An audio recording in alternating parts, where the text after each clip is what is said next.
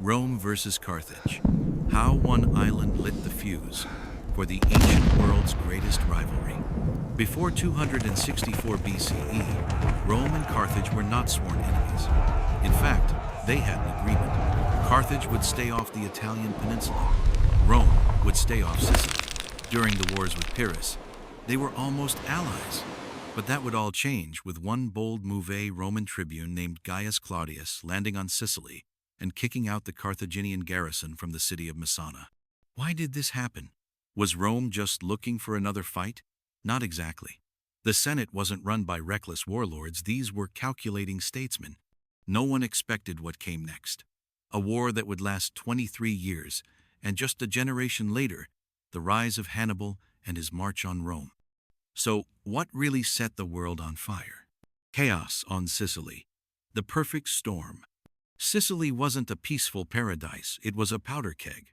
The island was packed with Greek cities, Phoenician colonies, and constant power struggles. Just 25 years before the outbreak of war, a Greek ruler named Agathocles had united much of the island, even fighting Carthage itself, and becoming king over the Greek part of Sicily. But Agathocles was no saint. Imagine Ivan the Terrible with a flair for drama and zero guilt. When he died, order collapsed overnight. Carthage rushed to take back everything it had lost. Syracuse, the island's biggest Greek city, was in chaos. New rulers rose and fell, each one murdered or overthrown before they could do any real good.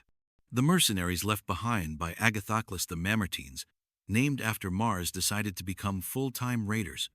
Instead of going home, they seized the city of Messana, turning it into a bandit kingdom that terrorized half the island. Years later, when Pyrrhus fought Rome in Italy, Syracuse called him to Sicily, hoping he could save them from Carthage. Pyrrhus nearly did. He pushed Carthage back to one last stronghold and was preparing to invade Africa. But his brutal taxes and forced recruitment turned his allies against him. In the end, Pyrrhus left, and Sicily descended into chaos once more. Enter Hiero and a desperate gamble. In the chaos, a talented general named Hero rose to power in Syracuse. He wasn't a tyrant or a thug, but the Mamertines were still a problem, raiding, conquering, growing stronger every year. Hiero and his allies fought back, reclaiming towns and preparing to crush Messana for good. But the Mamertines knew their days were numbered. Desperate, they offered their city to Rome, begging for protection. For the Senate, this was a high-stakes decision. Take Messana, and Rome gained control of the strategic strait between Italy and Sicily, but risked war with both Syracuse and Carthage. In the end, the Roman people voted yes. The spark that started a fire. When the Roman army arrived, they found the Carthaginians had already slipped into Messana. But the Roman commander acted fast, stormed the city, grabbed the Carthaginian general, and persuaded him to order his troops out.